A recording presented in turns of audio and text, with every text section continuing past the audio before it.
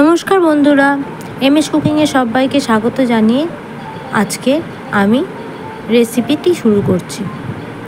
আজকে আমি শিখব ঢ্যাঁড়স ভাজার রেসিপি।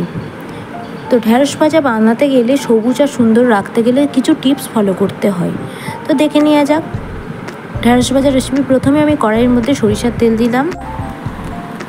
তো আমি তেল গরম হলে আমি দিয়ে দেব পেঁয়াজ কুচি, আর আপনারা চাইলে লঙ্কা কুচিও দিয়ে দিতে পারেন এখনই। তো পেঁয়াজটা লাল লাল করে ভাজা হয়ে গেলে আমি দিয়ে দেব একটা টমেটো। তো টমেটো আর ঢ্যাঁড়সগুলো আমি এরকম ছোটো ছোটো করে কেটে নিয়েছি। তো আমি একটু হলুদ দিয়ে আর নুন দিয়ে আমি এখানে ঢ্যাঁড়সগুলো লো ফ্লেমের মধ্যে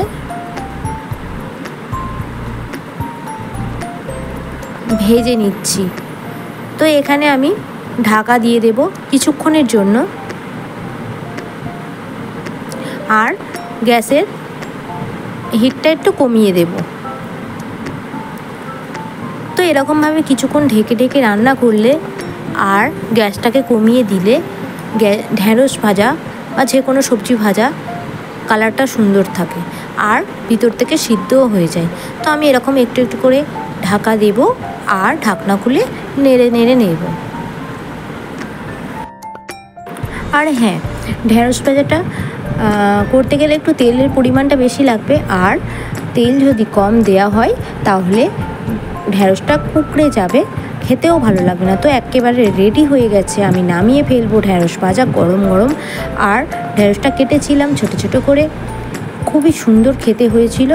আর এরকমভাবে আপনারা অবশ্যই ট্রাই করবেন আর আমাকে জানাবেন যে কেমন হয়েছে ঢ্যাঁড়স ভাজাটা।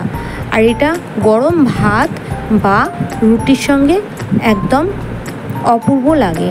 তো দেখতেই পাচ্ছেন কতটা কালারফুল হয়েছে আর কতটা সুন্দর হয়েছে।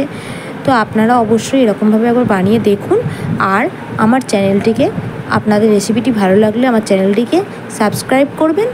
আর কেমন রেসিপি লাগছে অবশ্যই কমেন্ট করে জানাবেন। তো ভালো থাকবেন আর সুস্থ থাকবেন।